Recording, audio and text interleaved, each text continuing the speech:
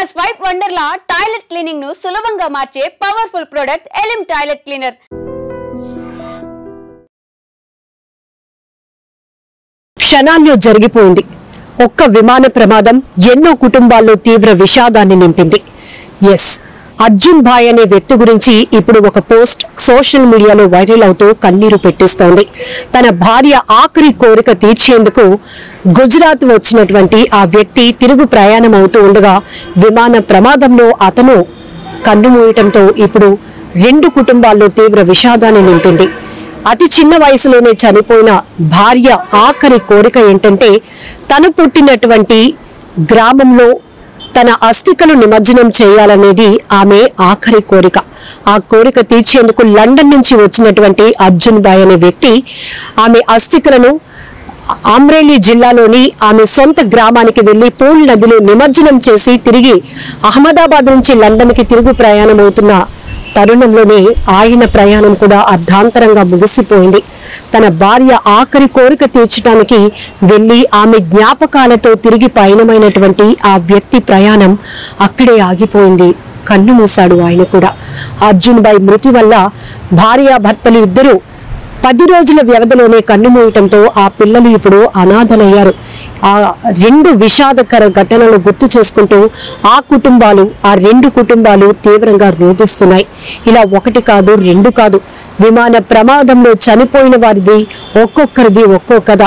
ఎంతో మంది లండన్ లో సెటిల్ అవ్వాలనే డ్రీమ్ తో వెళ్లిన డాక్టర్ ఫ్యామిలీ 3 పిల్లలతో చనిపోయినటువంటి దుర్ఘటన గురించి విన్నప్పుడు ప్రతి ఒక్కరి గుండెలు అదిరిపోయాయి.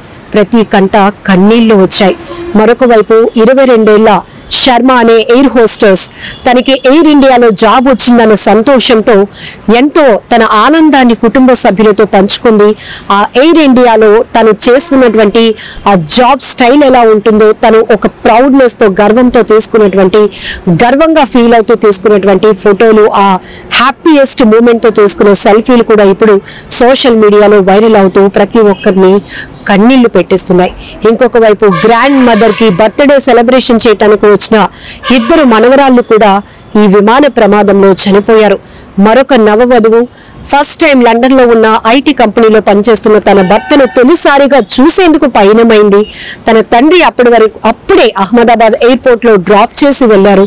గంటలు కూడా గడవక ముందే కన్న కూతురు ఇలా ప్రాణాలు పోగొట్టుకోవటం, విమాన ప్రమాదంలో తాను కూడా బలైపోవడంతో ఆ కుటుంబం కూడా వినిపిస్తోంది. ఇలా ఒకటి కాదు, రెండు కాదు, చిన్నారులు 13 మంది పిల్లలు, ఎంతో మంది ఈ ఘటనలో దుర్మరణం చెందినటువంటి బాధాకరమైనటువంటి విషయం. భారత విమానయాన శాఖ చరిత్రలోని అతిపెద్ద విమాన ప్రమాదం ఇది. ప్రమాదానికి కారణాలు పక్కన పెడితే అందులో ప్రయాణించిన వాళ్ళ గురించి వస్తున్నటువంటి వివరాలు, వాళ్ళకు సంబంధించిన ఫోటోలు, వీడియోలు ఇప్పుడు సోషల్ మీడియాలో వైరల్ అవుతున్నాయి. ప్రతి ఒక్కరి ఎంతో కలిచివేస్తున్నటువంటి దుర్ఘటనలుగా మారిపోయాయి అని చెప్పుకోవచ్చు. ఇప్పుడు ఈ అర్జున్ భాయ్ అనే వ్యక్తి కూడా తన భార్య చిన్న వయసులోనే చనిపోయిందని బాధ ఒకవైపు, కానీ భార్య ఆఖరి కోరిక తీర్చాలనే ఒక బాధ్యత. ఆ పని నిమిత్తం అతను లండన్ నుంచి గుజరాత్ వచ్చాడు, తిరుగు ప్రయాణం అయ్యాడు. ఆ ప్రయాణం కూడా అర్ధాంతరంగా ముగిసిపోతుందని ఆయన కూడా ఊహించుకోలేకపోయాడు. ఇప్పుడు ఆ తల్లి తండ్రి 10 రోజుల కాల వ్యవధిలోనే కన్నుమూయటంతో ఆ పిల్లల పరిస్థితి ఏంటంటూ ఆ కుటుంబ సభ్యులు రోధిస్తున్నటువంటి తీరు వర్ణనాతీతమని చెప్పాలి. ఇలా ఎంతో మంది, ఒకరి గురించి కాదు, ఇద్దరు గురించి కాదు, ఎంతమంది ఫ్యామిలీస్ రోధిస్తున్నాయంటే ఒక్క విమాన ప్రమాదం అసలు టేక్ ఆఫ్ అయినటువంటి కొన్ని నిమిషాల్లోనే ప్రమాదం అలా కుప్పకూలి భారీ అగ్ని ప్రమాదం, అందులో ఫైర్ క్రాష్ అనేది అసలు బిగ్గెస్ట్ ప్లేన్ క్రాష్ గా దీన్ని చెప్పుకోవచ్చు.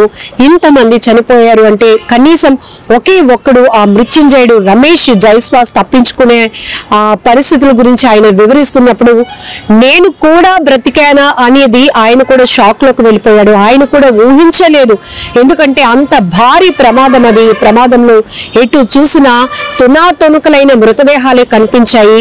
అక్కడ ఏం జరుగుతుందో నేను తేరుకునే లోపే మనిషినైతే ప్రాణాలతో ఉన్నాను, కానీ అక్కడ అసలు కాన్షియస్ లో లేని పరిస్థితి అయిపోయింది.